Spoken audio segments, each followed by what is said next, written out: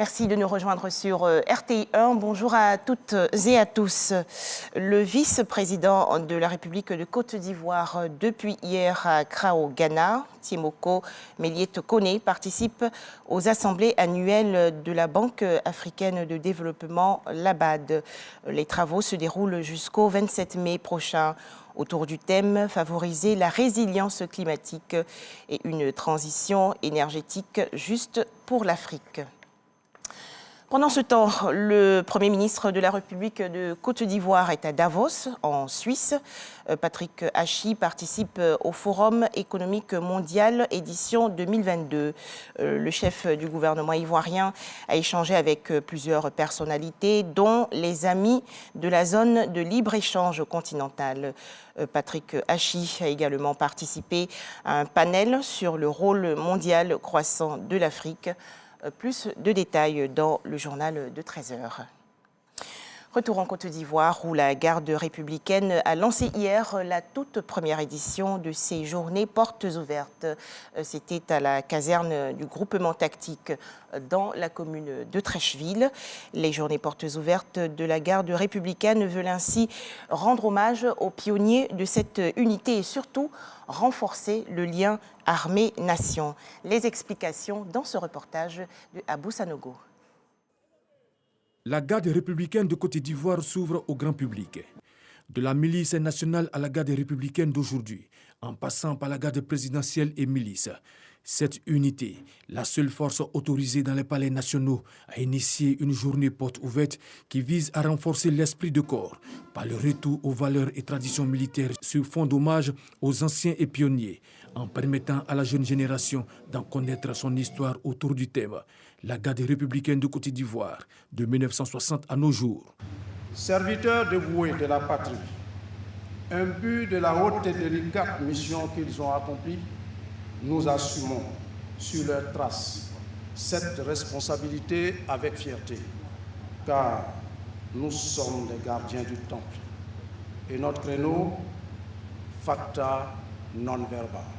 Le ministre de l'Intérieur et de la Sécurité, Wagondo Diomandé, représentant le ministre d'État, ministre de la Défense Téné Birema Ouattara, a distingué ces pionniers et anciens de la garde républicaine. 13 officiers et 21 sous-officiers qui ont écrit en lettres d'or l'histoire de cette unité. Wagondo Diomandé a traduit sa reconnaissance aux anciens, puis a invité la jeune génération à s'inspirer d'eux.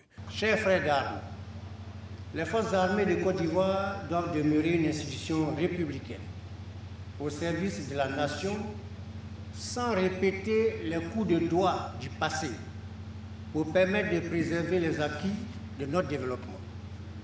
Ayez confiance dans vos chefs qui travaillent avec acharnement et sérieux pour le bien de tous.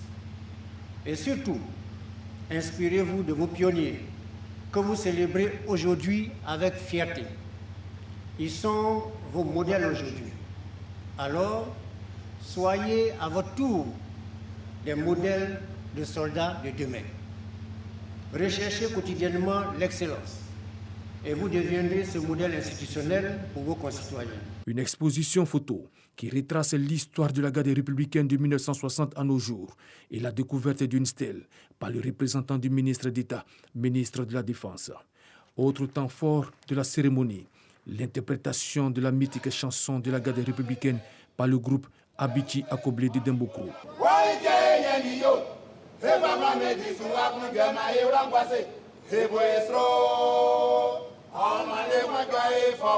Ces journées portes ouvertes se tiendront sur 3 jours.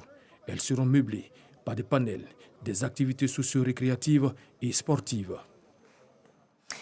En image, ce drame au Burkina Faso où après 39 jours de recherche intensive, les secouristes ont retrouvé les corps sans vie de 4 des 8 mineurs coincés à des centaines de mètres sous terre dans une mine de zinc.